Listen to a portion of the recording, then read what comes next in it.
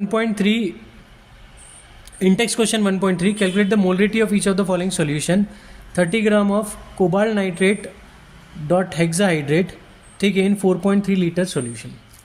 ठीक है, तो सबसे पहले कोबाल्ट का मोलर मास पता होना चाहिए।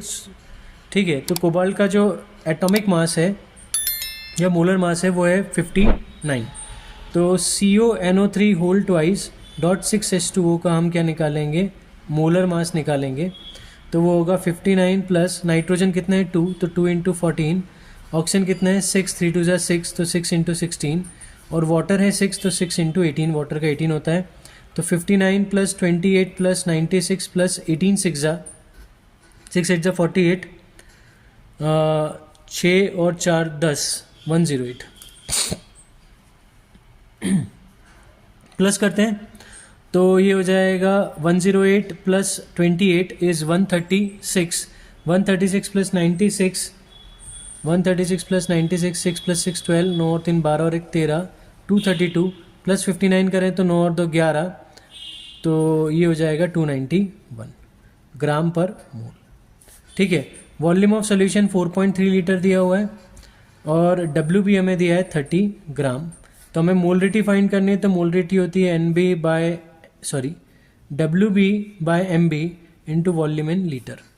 ठीक है, तो मोलरिटी हो जाएगा 30/291 इंटू 4.3, पॉइंट हटाएं ऊपर 0 आ जाएगा 300, 291 से इसको काटें तो ये 1.03 आएगा।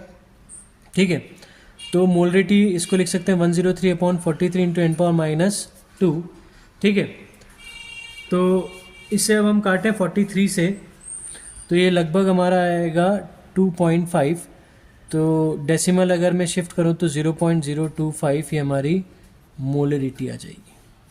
ठीक है, आगे बढ़ते हैं। 30 ml of 0.5 mole H2SO4 diluted to 500 ml। तो हम इसमें डाइल्यूशन लॉ लगाते हैं, M1V1 equals to M2V2। M1 हमारा 0.5 है, ठीक है, V1 हमारा 30 ml है और V2 हमारा 500 ml है। M2 हमें पता नहीं है, तो 30 into 0.5 is equals to M2 into 500। 30 into 0.5 as it is, नीचे 500 डिवाइड में इज इक्वल्स टू M2। ठीक है, 0 से 0 गया, पॉइंट हटाएं, एक 0 नीचे ले लेते हैं, 5 10 और 5 1, तो 3/100 ये हमारा M2 आ गया। मीन्स हमारा M2 हो जाएगा 0.03 मोलर। ये हमारा आंसर आ गया।